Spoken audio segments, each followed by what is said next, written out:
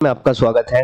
आज की इस वीडियो में जानेंगे हम कंपोनेंट के बारे में कि हम कंपोनेंट कैसे क्रिएट करते हैं ब्लेजर के अंदर और एक कंपोनेंट को हम किसी पेज के थ्रू कैसे कॉल करा सकते हैं। जैसे कि हम कोई फंक्शन बनाते हैं और जब हमें उस फंक्शन की जरूरत होती है, उस फंक्शन के अंदर जो लॉजिक हमने टाइप किया हुआ होता है उस लॉजिक की हमें जरूरत होती है, तो हम क्या करते हैं, उस फंक्शन को कॉल करा लेते हैं। इसी तरह से हम क्या करते हैं, एक कंपोनेंट बनाते हैं और उस कंपोनेंट के अंदर हम लॉजिक लिखते हैं या जो भी कंटेंट होता है उसको टाइप करते हैं। और जहां पर भी रेजर पेज के अंदर हमें उस कंपोनेंट की जरूरत होती है तो उस कंपोनेंट को हम कॉल करा लेते हैं। तो सबसे पहले हम देखिए क्या करते हैं, जैसे यहाँ पर कुछ फोल्डर्स बने हुए हैं, पेजेस का बना हुआ है, शेयर्ड का बना हुआ है, तो इसी तरह से हम एक फोल्डर क्रिएट कर लेते हैं। तो जो हमारे प्रोजेक्ट का नाम है इसके ऊपर आकर हम राइट प्रेस करेंगे तो इस तरह का इंटरफेस ओपन होगा और यहाँ पर आपको ऐड दिखाई दे जाएगा। तो इसके ऊपर आप कर्सर लाओगे तो यहाँ पर एक इस तरह से पॉपअप ओपन होगा और यहाँ पर 3rd नंबर पर आपको दिखाई दे जाएगा न्यू फोल्डर। तो इसके ऊपर आपको प्रेस करना है। जैसे ही आप प्रेस करोगे तो यहाँ पर एक न्यू फोल्डर आ जाएगा और यहाँ पर ये आपसे पूछेगा कि आप अपने फोल्डर का नाम न्यू फोल्डर रखना चाहते हो या इसको रीनेम करना चाहते हो। तो हम इसको रीनेम कर देते हैं और इसका नाम रख देते हैं हम कंपोनेंट। आप कुछ भी नाम रख सकते हो इसका। तो यहाँ पर एक फोल्डर बन गया है। अब इसके अंदर हमें कंपोनेंट बनाना है तो इसके ऊपर हम राइट प्रेस करेंगे और इस ऐड पर आएंगे और यहाँ पर आपको 1st नंबर पर दिखाई दे जाएगा रेजर कंपोनेंट। तो इसके ऊपर आपको प्रेस कर देना है। जैसे इसके ऊपर प्रेस करेंगे तो इस तरह का इंटरफेस ओपन हो जाएगा और 3rd नंबर पर जो रेजर कंपोनेंट इसको सिलेक्ट करना है। नीचे यहाँ पर आपको दिखाई दे जाएगा जो भी आपका कंपोनेंट है उसका नाम। तो बाय डिफॉल्ट ये कंपोनेंट डॉट रेजर रखता है, तो इसको आप चेंज भी कर सकते हो। जैसे हम यहाँ पर चेंज करके रख देते हैं इसका नाम डेमो और उसके बाद हम यहाँ पर ऐड पर प्रेस कर देते हैं। जैसे ही हम ऐड पर प्रेस करेंगे तो इस फोल्डर के अंदर एक फाइल बन जाएगी।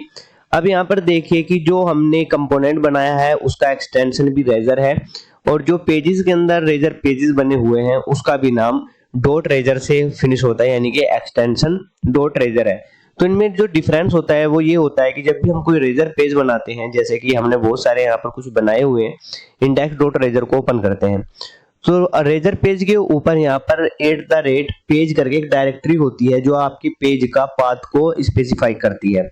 लेकिन जब हम कंपोनेंट बनाते हैं तो वहां पर हमें इस पाथ की जरूरत नहीं होती है। तो यही इसमें मेन डिफरेंस होता है। तो यहाँ पर आते हैं हम डेमो के अंदर और यहाँ पर हम कुछ कोडिंग करते हैं। जैसे हम यहाँ पर क्या करते हैं, 2 वेरिएबल बना लेते हैं, पब्लिक इंट और यहाँ पर लेंगे हम नंबर 1 और इसके अंदर वैल्यू असाइन करा देंगे 10 और इसी तरह से हम यहाँ पर एक वेरिएबल ले लेंगे पब्लिक इंट नंबर 2 और इसके अंदर भी हम कुछ वैल्यू असाइन करा देते हैं। तो यहाँ पर हमने क्या किया, 2 वेरिएबल्स बनाए और उसके अंदर कुछ वैल्यूज असाइन करा दी। अब यहाँ पर हम 2 बटन बनाते हैं और बटन 1 का नाम रखते हैं हम यहाँ पर ऐड और इसके अंदर हम बूटस्ट्रैप की एक क्लास लगा लेते हैं, जिससे क्या होगा कि जो बटन हमें शो होगा वो डिजाइनिंग में होगा, यानी कि देखने में अच्छा लगेगा। तो बूटस्ट्रैप का एक क्लास होता है बीटीएन सक्सेस। तो यहाँ पर हमने एक बटन बना लिया है। अब एक बटन और बना लेते हैं हम यहाँ पर और इस बटन का नाम रख देते हैं हम सेपरेशन। और यहाँ पर हम क्या करते हैं, इसका नाम हम कर देते हैं प्राइमरी ताकि इनका कलर चेंज हो।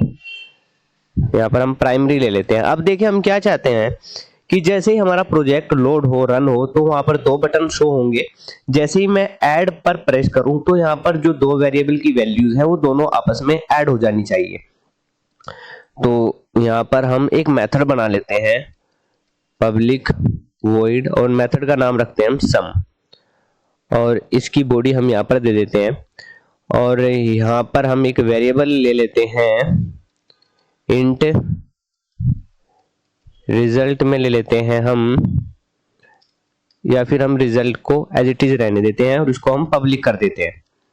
इसके अंदर हम कोई भी वैल्यू असाइन नहीं कराते हैं।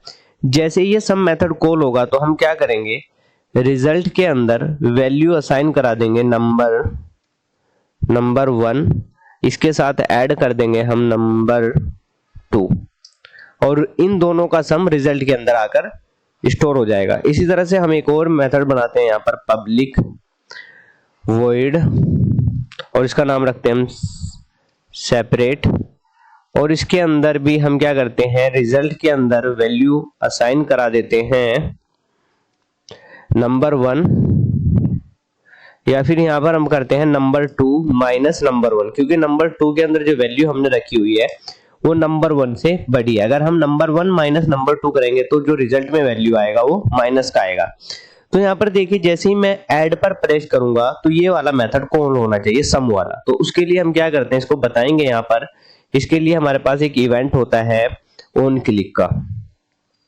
जैसे ही मैं ऑन क्लिक पर प्रेस करूंगा तो यहाँ पर सम मेथड कॉल होना चाहिए, तो हम यहाँ पर सम मेथड का नाम टाइप कर देते हैं। इसी तरह से हम जब सेपरेशन वाले मेथड बटन पर प्रेस करें तो यहाँ पर हम बताएंगे ऑन क्लिक के अंदर कि मेथड कॉल होना चाहिए सेपरेट वाला। आई होप कि यहाँ तक आपको समझ में आ गया होगा। जैसे ही मैं ऐड पर प्रेस कर रहा हूं तो सम वाला मेथड कॉल होना चाहिए, जैसे ही मैं सेपरेशन पर प्रेस कर रहा हूं तो सेपरेट वाला मेथड कॉल होना चाहिए। और जैसे ही ये मेथड कॉल हो तो उसके बाद हम क्या करेंगे, रिजल्ट की वैल्यू को डिस्प्ले करा देंगे। तो यहाँ पर हम इफ की बॉडी लगाते हैं, इफ कंडीशन लगाते हैं, और देखिए जब भी हम C# की कोडिंग करते हैं रेजर के अंदर तो उसके बाद हम @ का सिंबल जरूर यूज करते हैं। और यहाँ पर कंडीशन में हम बताते हैं कि जब रिजल्ट की वैल्यू नॉट इक्वल टू 0 हो। 0 क्यों हो, क्योंकि देखिए स्टार्टिंग में हमने रिजल्ट की वैल्यू कोई भी इसके अंदर वैल्यू इनिशियलाइज नहीं की है, तो इंट टाइप का जो वेरिएबल होता है उसकी बाय डिफॉल्ट जो वैल्यू इनिशियलाइज होती है वो 0 होती है। तो हम ये बता रहे हैं कि जब रिजल्ट की वैल्यू 0 ना हो, और 0 कब नहीं होगी, जब बटन पर प्रेस होगा और मेथड कॉल होगा, तब हमें क्या करना है, इस जो इफ की बॉडी है इसको एग्जीक्यूट कराना है। तो उसके लिए हम यहाँ पर इसकी बॉडी के अंदर एक पैराग्राफ टैग ले लेते हैं और इसके अंदर हम टाइप करते हैं रिजल्ट इज, और इस तरह से हम यहाँ पर रिजल्ट वेरिएबल को यूज कर लेते हैं। देखिए जैसे ही जब भी हमें किसी वेरिएबल की वैल्यू को डिस्प्ले करानी होती है तो उससे पहले हमें @ का सिंबल जरूर लगाना पड़ता है। अगर हम @ का सिंबल यहाँ पर यूज नहीं करेंगे तो जो कंपाइलर होगा वो रिजल्ट को भी दूसरे टेक्स्ट की तरह ही कंसीडर करेगा। अब यहाँ पर देखिए हमने क्या किया है, 2 बटन बनाए हैं और उन दोनों बटन को किसी फंक्शन के साथ लिंक करा दिया है। अब हम ये चाहते हैं कि जो पूरी कोडिंग है इसको हम किसी पेज के थ्रू एक्सेस करें। जैसे यहाँ पर index.razor पेज है, इसके अंदर सिर्फ एक लाइन है और लाइन में क्या है, वेलकम टू दिस पेज। मैं चाहता हूं कि इसके नीचे वो सारी कोडिंग शो हो, तो उसके लिए हमें देखिए क्या करना होगा, अपने कंपोनेंट को यहाँ पर कॉल कराना होगा। तो कॉल कराने का तरीका ये होता है कि जैसे हम HTML के कंपोनेंट्स यूज करते हैं, टैग यूज करते हैं, इसी तरह से हम कंपोनेंट को यहाँ पर कॉल कराएंगे। इसके लिए हम ओपनिंग जो एंगल होता है, एंगल ब्रैकेट, उसको ओपन करते हैं और जो भी आपके कंपोनेंट का नाम है वो आप यहाँ पर टाइप करोगे। तो जैसे ही मैंने कंपोनेंट का नाम यहाँ पर टाइप किया है तो ये इसका पूरा पाथ मेरे को दिखाई दे रहा है, blazor app project dot component dot demo। आप इसको पूरे को भी यूज कर सकते हो। अगर आप इसको पूरे को यूज नहीं करना चाहते तो इसका जो डेमो जो आपका फाइल है उससे पहले का जो यहाँ पर पाथ है उसको एक जगह आप डिक्लेयर कर दीजिए और वहां से आप इसको एक्सेस कर लीजिए। तो यहाँ पर imports.razor के अंदर यहाँ पर हम ग्लोबली जो भी नेम स्पेसिस होते हैं उसको यहाँ पर हम डिक्लेयर करते हैं। तो डिक्लेयर करने का तरीका क्या होता है, @using, और देखिए सबसे पहले जो हमारा डेमो कंपोनेंट है वो किसके अंदर है, कंपोनेंट फोल्डर के अंदर, और कंपोनेंट फोल्डर किसके अंदर है, ब्लेजर ऐप प्रोजेक्ट के अंदर। तो हम बताएंगे इसको कि ब्लेजर ऐप प्रोजेक्ट के अंदर एक मेथड है कंपोनेंट का, तो उसको हम यहाँ पर बता देते हैं। अब इसके अंदर जो भी कंपोनेंट हम बनाएंगे उसको हम पूरे प्रोजेक्ट के अंदर कहीं पर भी एक्सेस कर सकते हैं।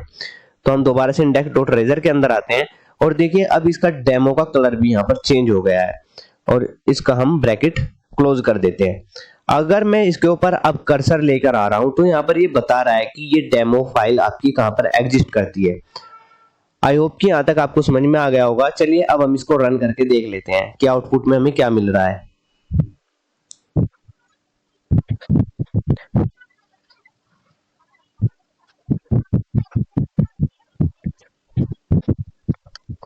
यहाँ पर देख सकते हो कि जो वेलकम टू दिस पेज है ये किसका कंटेंट है, index.razor फाइल का। हम यहाँ पर एक बार देख भी लेते हैं। यहाँ पर आप देख सकते हो कि index.razor के अंदर क्या है, सिर्फ वेलकम टू दिस पेज, और इसके बाद यहाँ पर हमने लिखा हुआ है डेमो जो हमारा कंपोनेंट है उसको कॉल कराया है, और उसके अंदर का कंटेंट आपको यहाँ पर दिखाई दे रहा है। क्या क्या दिखाई दे रहे हैं यहाँ पर? ऐड और सेपरेशन, दो बटन आपको यहाँ पर दिखाई दे रहे हैं। अगर मैं यहाँ पर ऐड पर प्रेस करता हूं तो यहाँ पर देखिए रिजल्ट क्या आ रहा है? 30 आ रहा है। 30 क्यों आ रहा है? क्योंकि हमारे पास दो वेरिएबल थे, नंबर 1 एंड नंबर 2, और उनके अंदर वैल्यू इनिशियलाइज की हुई थी हमने 10 एंड 20। जब उनको ऐड करते हैं तो रिजल्ट में यहाँ पर 30 मिल रहा है। अगर मैं सेपरेशन के ऊपर प्रेस करता हूं तो यहाँ पर रिजल्ट इज क्या आ रहा है? 10 आ रहा है, क्योंकि 20 माइनस 10 हो रहा है। तो इस तरह से हम क्या कर सकते हैं कि एक अलग से हम कंपोनेंट बना सकते हैं और उस कंपोनेंट को हम कहीं पर भी एक्सेस कर सकते हैं। अब आप यहाँ पर देखो कि हमने सिर्फ एक कंपोनेंट को index.trezor के अंदर कॉल कराया है। इसी तरह हम मल्टीपल कंपोनेंट को डिक्लेयर कर सकते हैं अलग से, और उनको हम वन बाय वन कॉल करा सकते हैं। तो आज की इस वीडियो में सिर्फ इतना ही रखते हैं। आज की इस वीडियो में हमने जाना कि कैसे हम कंपोनेंट को किसी ट्रेजर पेज के अंदर कॉल कराते हैं। अगर ये वीडियो आपको हेल्पफुल लगी हो तो इस वीडियो को लाइक करके इस चैनल को जरूर सब्सक्राइब कर लीजिएगा। Thanks for watching.